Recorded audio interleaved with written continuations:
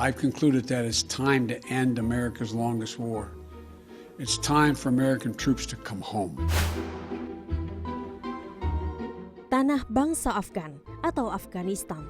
Tanah di mana darah tumpah dan mengering sepanjang sejarah. Inilah potret Afghanistan 15 Agustus 2021. Hari saat Taliban akhirnya mengambil alih Kabul, ibu kota Afghanistan. Hari ketika Afghanistan ditinggal sang Presiden Ashraf Ghani.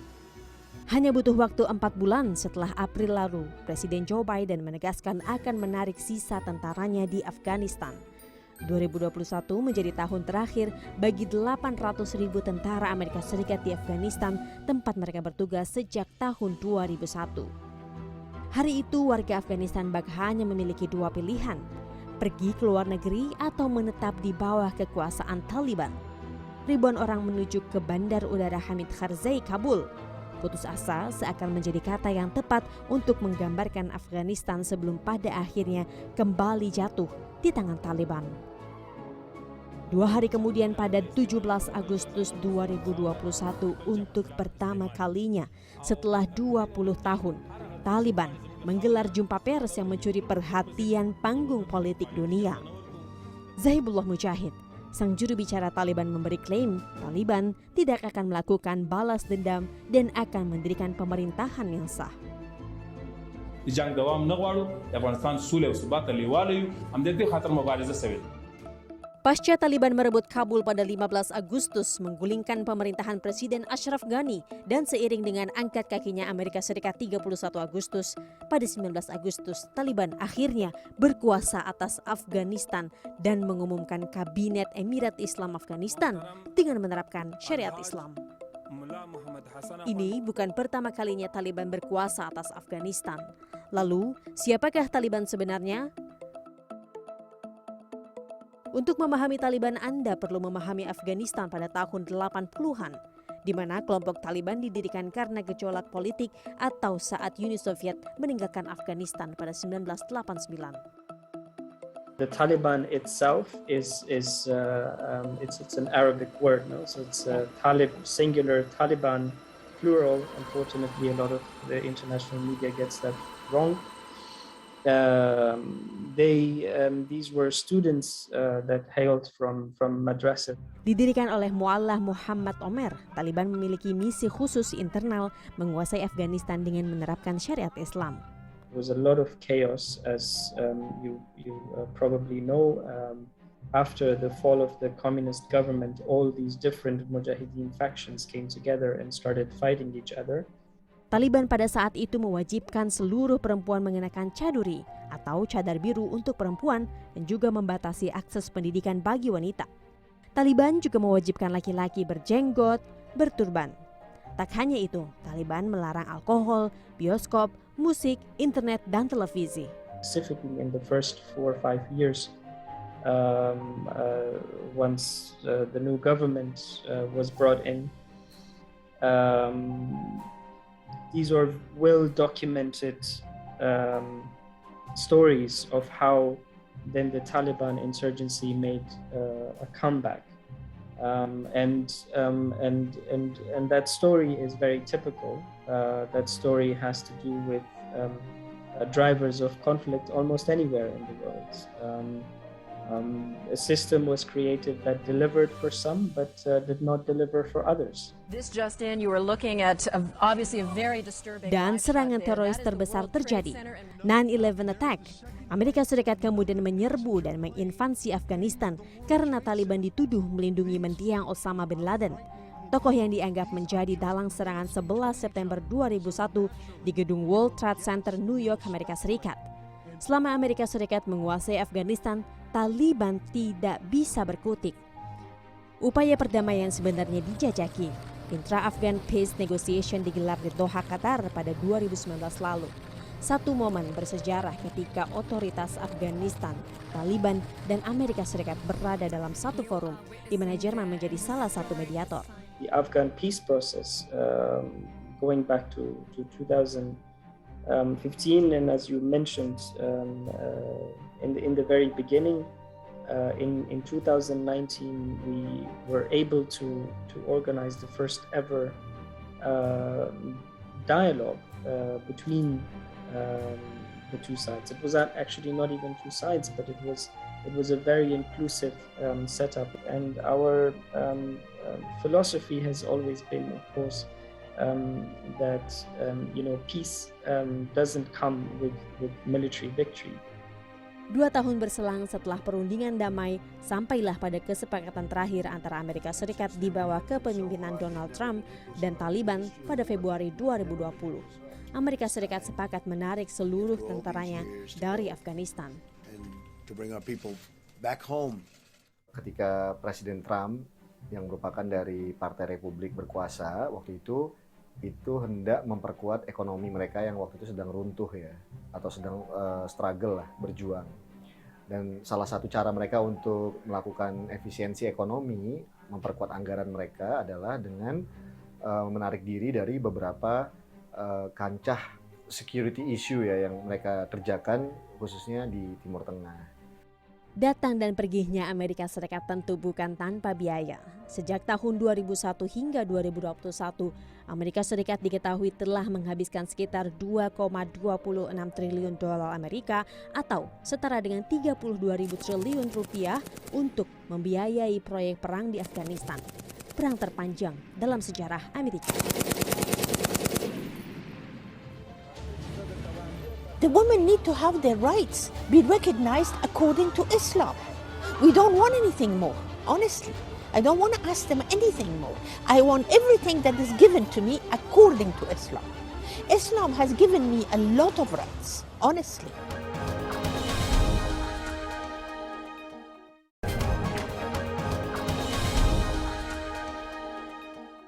زموږ به ان شاء الله د شریعت په چوکاټ کې ښځو ته د کار او فعالیت اجازه ورکړو. ښځې د ټولنې مهم عنصر ده او موږ دې ته په درناوي ګورو. د ټولنې په ټولو هغه برخو کې چې موږ ټولنه اړتیا ورته لري، ښځو به فعال حضور ولري، البته د شریعت چوکاټ کې داخلي. Kebebasan untuk wanita menjadi salah satu janji Taliban. Namun bagi mereka yang memiliki pengalaman hidup di bawah rezim Taliban, tak serta-merta mempercayai janji manis Taliban. Mereka adalah kaum perempuan yang hak-haknya terlanjur direnggut saat Taliban berkuasa tahun 1996 hingga tahun 2001 silam. We are actually facing a situation that we are so disliked by a group of people who are actually running this country. They can't even look at us. When there is a question we ask of them, they will not answer us. They will answer the question to the man who's standing next to us. Belum genap 1 bulan Taliban berkuasa, unjuk rasa bermunculan.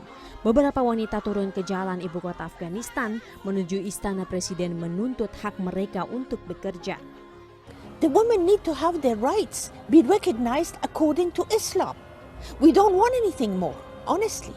I don't want to ask them anything more. I want everything that is given to me according to Islam. Islam has given me a lot of rights, honestly. Sejumlah perempuan Afghanistan juga menggelar unjuk rasa daring guna menentang aturan berbusana yang diterapkan Taliban dengan tagar "Do not touch my clothes" atau "Jangan sentuh busana saya", dan Afghanistan culture atau budaya Afghanistan. Is about exactly what they are doing in here. So I mean, what they're going to do? Kill all of us? Hey, that's also fine. But there is something in this world that is, to me, in my eyes, is worth dying and living for. And really standing by. And one of them is the rights of the women of Afghanistan. And what we have to do, our education, our place in society, as mothers, as daughters, as wives, as the women that we are. And all of that, I want to do it according to Islam. Krisis kaum perempuan tidak hanya terjadi di Afghanistan, namun dirasakan jutaan perempuan Afghanistan di seluruh dunia. Mereka yang memilih meninggalkan Afghanistan menjadi pengungsi dan memilih tidak kembali sampai negaranya menjamin tanah airnya aman untuk hidup. No one wants to go back to a country where they cannot live their life in a free manner, where they cannot participate in the economy, where they cannot support their families financially, where they cannot appreciate traditions and culture, where they cannot play a role in public life, in politics. Di Indonesia setidaknya ada 7.000 pengungsi Hazara Afghanistan, salah satu etnis minoritas di Afghanistan yang kerap menjadi target Taliban.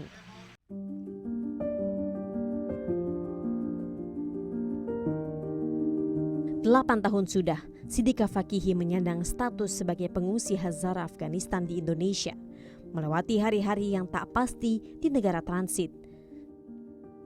Sebagai pengungsi sekaligus wanita, dia sadar betul tidak ada satupun yang akan menjamin masa depannya kemanapun dia mengungsi. Well, the day I left the country, it was to have a future, to go to a peaceful place. So I'm sure that my parents, they had a wish for me, like their dream, why they took me out of that country. It was a future, like you call it masa depan, yes? So future where I can have the right to study, where I can get, through that study, I can work and I can contribute in that community. Kini Sidika singgah di Cisarua, Bogor. Sebagai pengungsi hanya satu hal yang dia tahu, yaitu bagaimana caranya bertahan untuk hidup dan tidak melulu meratapi ketidakpastian. My most interaction is with the Afghan people, women, yes, mostly women. Thank you for reminding that. It is mostly with women, empowering women, helping them. They should learn a skill and then they apply that. When they apply that, they can make a product and we can promote that through Refotera, and later on they can, like, you know, have a little bit of basic survival income through that, and they can decide that they can have a positive activity. Menjadi pengungsi menghadirkan banyak nilai kehidupan untuk Sidika. Fokus hidupnya adalah menatap masa depan. Dia tidak ingin mengalami kehidupan yang dilalui ibunya di Afghanistan. They don't experience their mother's life, their parents' life, especially girl and women. They don't experience their mother's life wearing the chadori again, yes? So I assume that you know what is chadori. And also not being in a cage. I hope that they're not going to be in cage. Or they will be allowed to work, not in cage at home doing nothing. Selama di Indonesia, dia melihat kebebasan berekspresi bagi wanita. Satu hal yang mustahil ia raih apabila dia di Afghanistan. In a society, especially when right now that I'm living in Indonesia, when I see how empowered women are, how women like you yourself, you're a journalist, you're working here, yes, freely. There's no barrier for you. So for that one, I wish the same for women in Afghanistan and in women in here also. With a little opportunity that they get, I hope they can grow. Kekacauan yang terjadi di negaranya baru-baru ini menyayat hati kecilnya. Dia memilih sedikit berkomentar atas pertanyaan, akankah pemimpin negaranya saat ini menepati janji-janji mereka? I was like, you know, my heirs, like I wish that one day would be there, that any like the government that is shaping, they can bring peace and that one. And for my relatives, especially for women, I hope there will be the right for them to work, the right to get education, the right to improve, because the economy of a country, the future of a country, that belongs to women. It will be made by women. Yeah. Sidika Fakihi hanyalah satu dari 7.000 pengungsi Hazara Afghanistan di Indonesia. Organisasi Dunia Penanganan Khusus Pengungsi mencatat setidaknya ada 5,5 juta pengungsi Afghanistan di seluruh dunia. Harapan terbesar mereka hanya satu, mengakhiri ketidakpastian dan melihat negaranya damai. Karena PBB pun bingung, ya, DKPBB pun bingung, ini mau diapain nih? Belum lagi dia punya komite sanksi terkait Taliban. Isinya 135 individu dan 5 entiti terkait Taliban yang dianggap mengganggu peace process. Dari 135 itu, 16 diantaranya ada di merupakan pemerintah sekarang yang sedang memerintah. Yang temporary pemerintahan itu yang 33 pejabat. 16 diantaranya masih ada di blacklistnya UN. Ini mau diapain?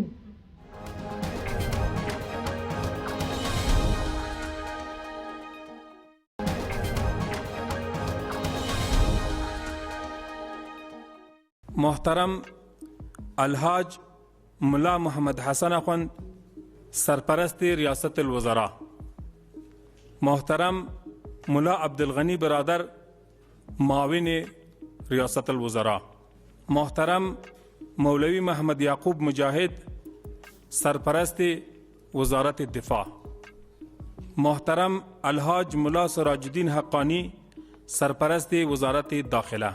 Itulah nama-nama pemain kunci Taliban untuk Emirat Islam Afghanistan. Sejumlah wajah lama yang mendominasi pertempuran 20 tahun melawan koalisi pimpinan Amerika Serikat dan sekutu pemerintah Afghanistan nampak menghiasi deretan posisi penting pemerintahan Afghanistan. Termasuk Sirajuddin Haqqani yang diangkat sebagai Menteri Dalam Negeri, orang paling dicari oleh Badan Intelijen Amerika Serikat atau FBI. Ini hanyalah babak awal. Pasca Taliban mengklaim kekuasaan di Afghanistan, krisis ekonomi menjadi tantangan paling serius bagi pemerintahan Afghanistan saat ini. Bank Dunia mencatat populasi Afghanistan saat ini berjumlah 38 juta jiwa. Menuju akhir tahun ini saja, sebanyak lebih dari 600.000 jiwa memilih meninggalkan Afghanistan. Dari jumlah populasi tersebut, saat ini hampir 19 juta jiwa di Afghanistan hidup hanya mengandalkan bantuan internasional. The challenge they have, it's not just about security, even it's about economy. These people, they came out of Afghanistan in a time where the previous democratic government was ruling the country. Millions of people went out of Afghanistan to Western countries, not because of security. Most of them were living in the cities. They had economic problems. They had no money. We have now at the end of democratic government for 20 years, we have 75% of Afghans living below poverty line. We have 19 million out of 38 million people who have no proper food. Berangkat dari krisis Afghanistan, Perserikatan Bangsa-Bangsa berupaya mengumpulkan dana lebih dari 600 juta dolar Amerika atau sekitar 8,5 triliun rupiah untuk Afghanistan. Presiden Komisi Eropa Ursula von der Leyen pada pertemuan puncak G20 virtual yang digelar oleh Italia menyatakan paket bantuan Uni Eropa senilai 1 miliar euro atau sekitar 1,2 miliar dolar adalah untuk mencegah keruntuhan besar kemanusiaan dan sosial ekonomi. Dia menekankan dana tersebut adalah dukungan langsung untuk Afghanistan dan akan disalurkan ke organisasi internasional yang bekerja di lapangan, bukan ke pemerintahan sementara Taliban. Dinamika kepemimpinan Afghanistan memang terus bergulir, tidak hanya di internal namun di panggung internasional.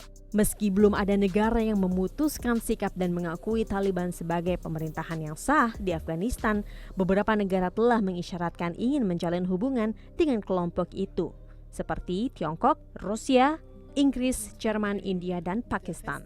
Dari sisi global multilateral, khususnya Dewan Keamanan PBB. Karena sampai sekarang memang terlalu early, bahkan untuk mengambil kesimpulan negara mana sih yang akan mengakui pemerintahan sekarang atau segala macam istiwa. Negara-negara DKPBB saja ini sampai sekarang cuman kesepakatannya satu, dan itu saya pikir banyak yang sharing juga sentimen yang sama. Banyak yang sudah siap untuk engage dengan pemerintahan yang de facto sekarang di bawah kelompok Taliban, tapi engagement bukan berarti pengakuan. Lika-liku Taliban mendapat pengakuan internasional bak terhalang batu besar. Halangan hadir dari pertimbangan PBB, terutama Dewan Keamanan PBB. Ini bisa dilihat, saya lupa, 2 minggu lalu ada meeting terakhir di DKPBB dan sudah disetujui misi PBB di Afghanistan akan diperpanjang sampai bulan Maret tahun depan untuk sementara nih. Karena PBB pun bingung, DKPBB pun bingung, ini mau diapain gitu. Belum lagi dia punya komite sanksi terkait Taliban. Isinya 135 individu dan 5 entiti terkait Taliban yang dianggap mengganggu peace process. Dari 135 itu, 16 diantaranya ada di merupakan pemerintah sekarang yang sedang memerintah. Yang temporary pemerintahan itu yang 33 pejabat. 16 diantaranya masih ada di blacklistnya UN. Ini mau diapain? Hingga saat ini memang belum ada keputusan diplomasi Indonesia mengakui Taliban sebagai pemerintahan yang sah. Namun Indonesia memiliki fokus dan komitmen mendukung proses perdamaian di Afghanistan yang bersifat Afghan-led and Afghan-owned alias kepentingan rakyat Afgan harus menjadi yang utama. Kali ini, Indonesia perlu memiliki strategi yang matang. Pertama adalah bagaimana kesempatan ekonomi bagi kekuatan-kekuatan ekonomi Indonesia untuk bisa bekerja sama dan meningkatkan kerjasama di Afghanistan dengan pemerintahan yang ada sekarang. Yang pertama, dan membantu pemerintahan Taliban justru untuk mereka bisa membangun negaranya dengan baik. Yang kedua, tetap memastikan bahwa bukan transformasi, tapi transnasionalisasi dari kelompok-kelompok berbasis kekerasan dan mencoba untuk dibungkus dengan gerakan keagamaan ini, itu tidak mendapatkan momentumnya di Indonesia. Sikap Indonesia masih pada posisi menunggu dan melihat. Butuh waktu yang tidak sebentar untuk membangun kembali Afghanistan. Selain pengakuan internasional, legitimasi bagaimana Afghanistan membuktikan janji terhadap rakyatnya adalah kunci yang paling dinanti.